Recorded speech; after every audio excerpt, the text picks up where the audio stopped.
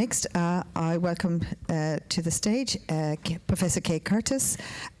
You all know Kate, so I'm not going to go into a long introduction, except to say she's an outstanding emergency nurse, trauma nurse, and academic, and supervisor extraordinaire. So without further ado, I'm going to ask Kate to present on the exsanguinating trauma patient.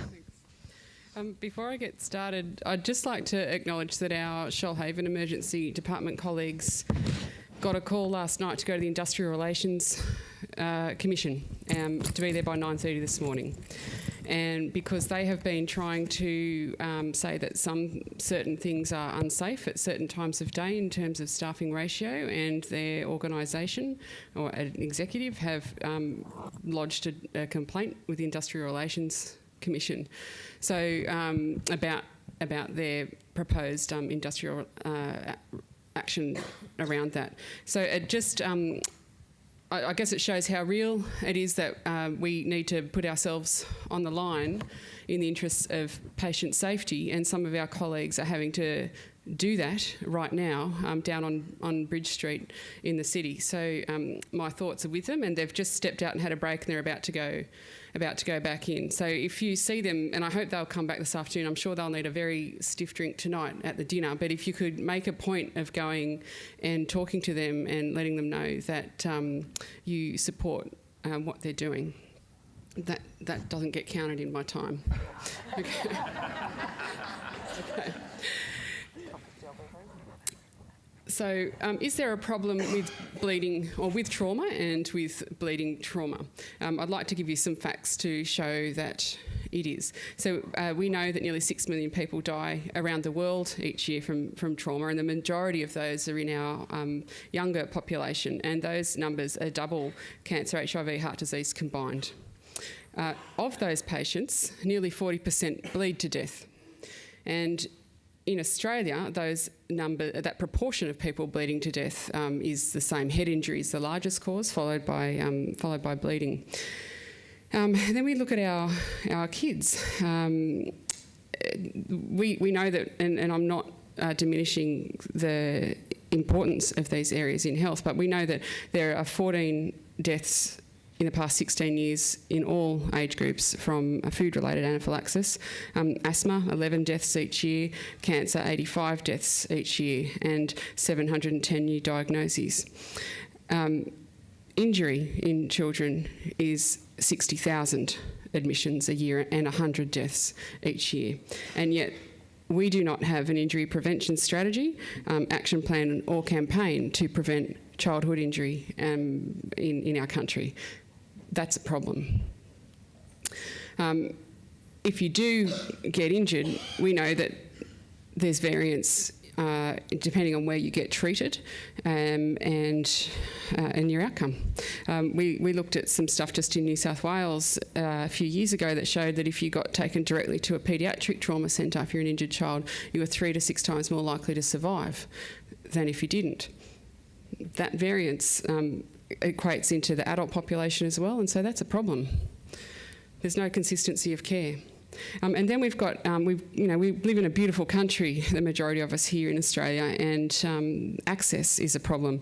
We know that if you sustain your injury in rural regional Australia, whether you're an adult or a child, you're twice as likely to die. We don't know what impact the distance from your injury to a major trauma centre has on if you do survive, on your functional outcome. So there is a problem with people getting access to a trauma system. We've got things in place like early notification and retrieval. We are trying to do things. We've got improved communications, but then sometimes weather, availability, that stops people being able to be retrieved to that definitive care. And there's also that issue of skill mix. If you don't see something very often, how on earth can you be perfect at it every time? You can't. So what I wanted to do today is not to make you wrap yourself up in cotton wool and never go outside because you might die from an injury, but to just talk a little bit about the physiology behind it and what we can do, understanding that physiology to buy some time to get us to definitive care. You've all heard of the triad of death. It's just a bit more complicated than that, though.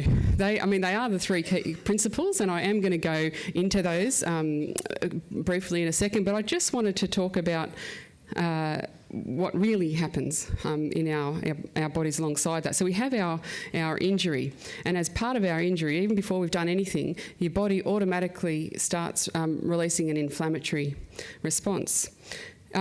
You also, even before you have your injury, might have another disease, comorbidities that are going to impact your outcome. You may well be on your anticoagulant medication, or you may have a genetic bleeding disorder, all of which will just automatically start that process towards coagulopathy. But then you actually start bleeding, or your coagulation contributes to you bleeding more. So we try and resuscitate you. What we do when we resuscitate people, and if we do it badly or not following the latest guidelines, can just make things so much worse, and that's what I really want to focus on today. So we can dilute people if we're giving them fluids. We can cause hypothermia by leaving people exposed, or by giving them cold fluids. They both contribute to coagulopathy, which then we go back up to the top, makes you bleed more. So then the next part of it is we go into shock. Our body goes into shock. I'm not going to, shock's like massive, and it's so interesting, and actually, Margaret, you talk about that really well. But as part of shock and the anaerobic metabolism, we get acidotic. Acidemia leads to hypothermia as well, and it also leads directly to coagulation problems, and I'm going to explain that in a minute. Your body also goes into a state of trying to break down your clots, or your clots just aren't strong anymore, and we start using all of our factors that try and make clots or even stop them working. I'm going to explain that in a minute. And that's what we call trauma-induced coagulopathy, which makes you bleed more. Then you get right down to your microcirculation. Now, if you particularly want to read up on this in detail, and I do recommend it, have a look at this article that's open access and in the Lancet. And that was written by Russell Gruen and Karim Broey and a few other legends in coagulation in trauma. So we have our nice healthy cell, the nice big plump one, up the top there. That's our healthy microcirculation, right there at the end in your capillaries. But then you bleed, so everything dehydrates. So I like to think of it as a nice grape off the vine. You have your nice plump healthy grape, but then you leave that grape outside for a while and it starts to get dehydrated and head towards becoming a sultana. And it releases all sorts of things. Your cell releases all sorts of things as part of that process to try and keep it going.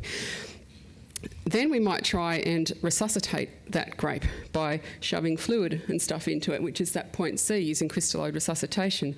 It's not going to be the same though, is it? Shoving some salty water inside your grape. It's not going to be nice and sweet and firm and plump and everything stay where it should be. It becomes leaky and yucky. And as things are leaking out, it's all a horrible stuff that comes along with inflammation and things like your cytokinins and your oxidants, which really contribute to cell death and to also to that worsening cycle.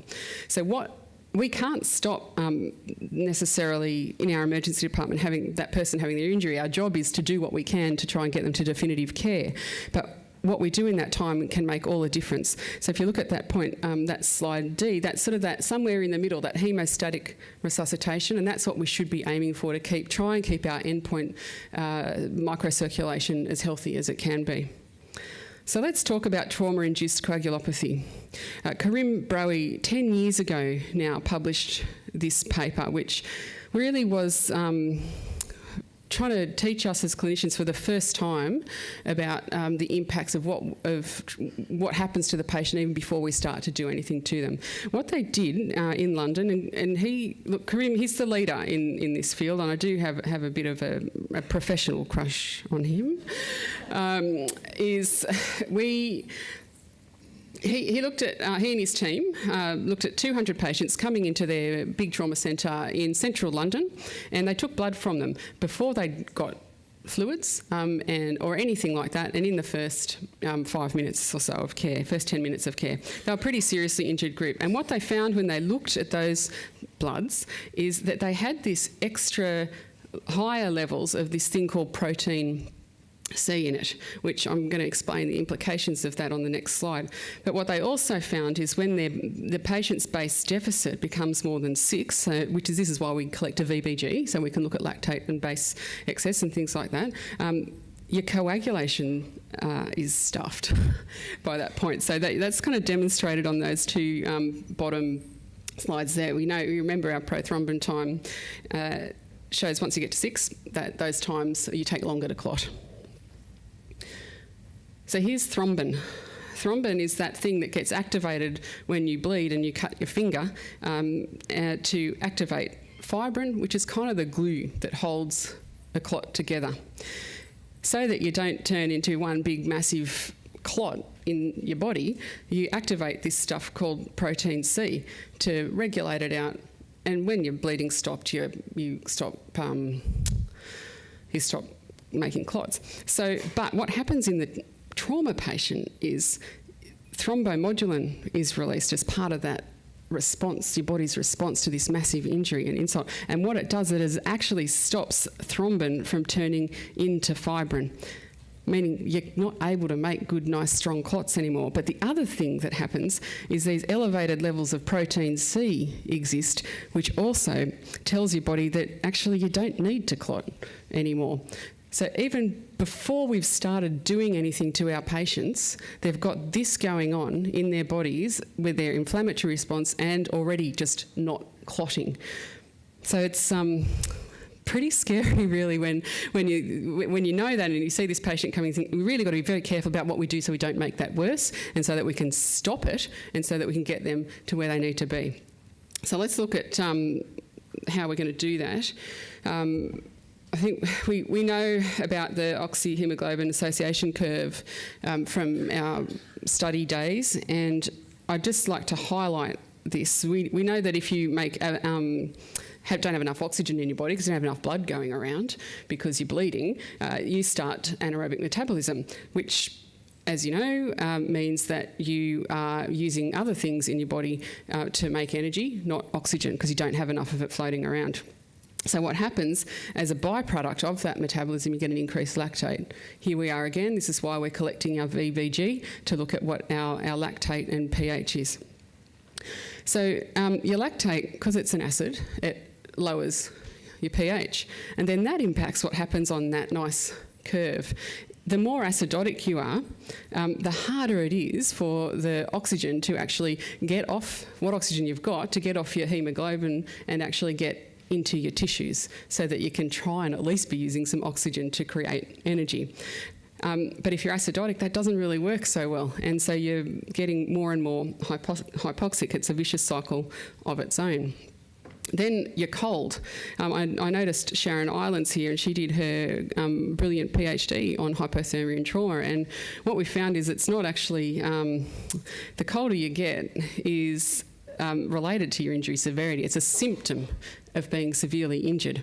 And again, that mucks up your oxyhemoglobin dissociation curve, and it stops oxygen getting delivered. It also means that your platelets don't get activated. So once you get below 35.6, I think it is, your platelets just don't get activated, and we need those to clot. We also know that when you're cold, it increases your blood loss. So this is a lovely study actually done by an orthopaedic team in knee replacement, joint replacement surgery, and they noted that in their stable, nice, elective surgery patients, for every degree of temperature they went down, their blood loss increased by 16%. And they're nice, healthy patients. Well, they're probably not that healthy if they're having a knee replacement, but they're, they're not major trauma patients. So we really are behind the 8 ball. So what can we do to avoid, prevent or stem that progression of trauma-induced coagulopathy and keep our patient alive until they can get that bleeding stopped? Look, it was easier back in the old days. We just put in, it was better. Who was complaining about the good old days yesterday? It was so much simpler. Just put in your 2 large bore cannulas, gave them 2 litres of crystalloid stat, maybe put on a mask suit, get out that brilliant piece of equipment, the rapid infuser. I remember pumping Hemocell through those things back at Westmead. We wondered why our patients bled to death in front of our eyes. It actually really wasn't that good in the good old days. We had bad fashion. that was me for my Year 10 formal.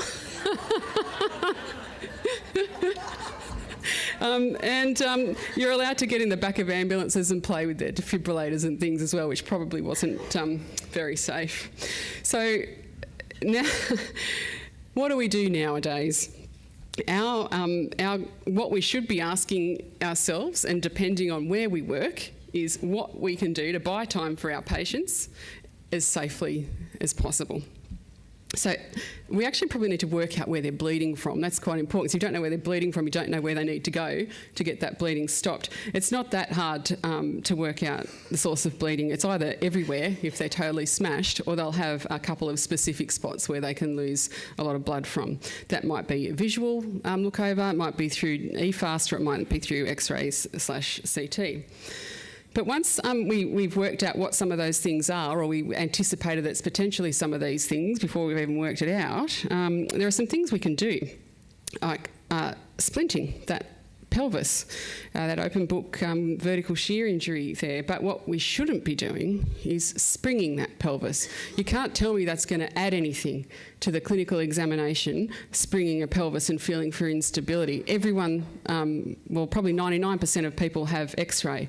And if you don't have X-ray, springing the pelvis isn't really going to help you. What you should be doing is just putting a pelvic binder on. And if you don't have a binder, a sheet tied nice and tightly would do just as good a job. The other things that have come back, and we should be using the nice thick tourniquets if we have a nasty limb injury, and quick clot. Just out of curiosity, who keeps quick clot in their department? There's not a huge number of people, and we should be.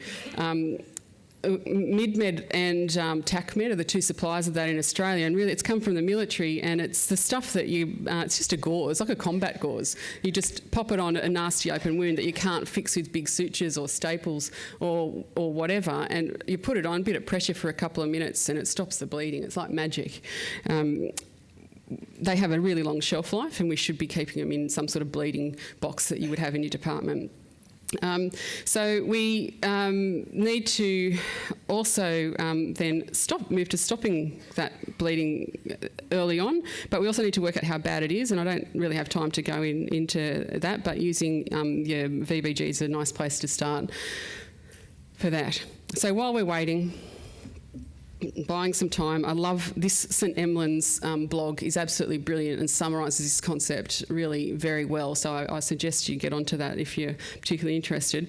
We need to be doing damage control resuscitation, and that means avoiding giving people any fluids at all if we can, reversing our anticoagulation very, very early, making sure we've got decent access. No, you don't need to pussyfoot around with venous cut downs, just chuck an intraosseous in, giving people tranexamic acid.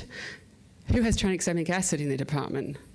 Excellent. Now you just need to have a quick clot as well, and we'll be just fine and dandy. So we know that tranexamic acid, if you give it early, it just helps what clot you've got be stronger. It helps your fibrin. And we need to very much be communicating with whoever's going to be able to stop that bleeding as soon as possible. It's okay to have a low blood pressure in trauma. We want it to be low. We've had this concept in managing your AAAs for a long time of not pumping up their blood pressure too high, because we know they're going to bleed out of their aorta. It's exactly the same with trauma. We don't want them to have a blood pressure of 120. Just being able to palpate to a nice central pulse, it means their brain's getting perfused, and that's really what we're trying to save. So I'm not saying you want it to be like that for 10 hours, but while we're waiting to get to where we need to be, it's okay. And the other really important thing that's happening at the moment is what goes into our massive transfusion protocols, and that is the ratios. So this great trial called proper has really shown us that we should be 1-to-1-to-1 ratio, platelet, FFP and PAC cells, not giving you 4 units of PAC cells first and then activating your massive transfusion protocol, because people need the products that are going to help them clot. So our protocols really, I know my protocol needs updating at the moment to reflect this. But actually your team needs to know how to use the protocol.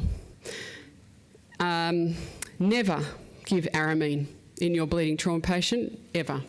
It is bad. Remember those microcirculation pictures at the front? It just stuffs your microcirculation up even more, and there's some more and more evidence coming out that giving vasopressors worsens your patient's outcome. And you can get online again, and on that St Emlyn's blog it explains why, by using, it's got to do with your cardiac preload and afterload. And what we can do, if we've given them everything we can, you don't have any other products left, is a low dose NORAD infusion, worst case scenario, rather than aramine. So go for the NORAD. And this blog explains quite nicely why. There's some references. And I just want to finish off by saying that we should be trying to stop that bleeding early, doing simple things like quick clot and pelvis binding and tourniquets if need be, keeping everything warm, tranexamic acid early, damage control resus. Every time people use TEG and ROTEMs to guide their clotting factors and blood products, they always end up having to give early cryo. So just give cryo first in your massive transfusion protocol. It's not going to do any harm, and it's what the patient ultimately is going to need.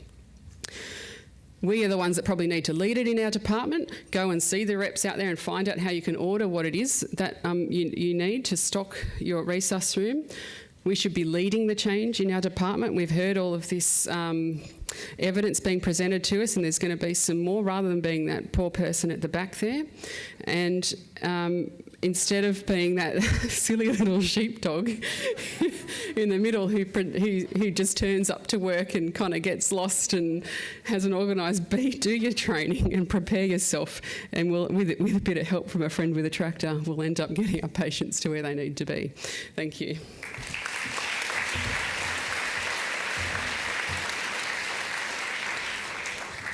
So in the interest of time, we have time for one question.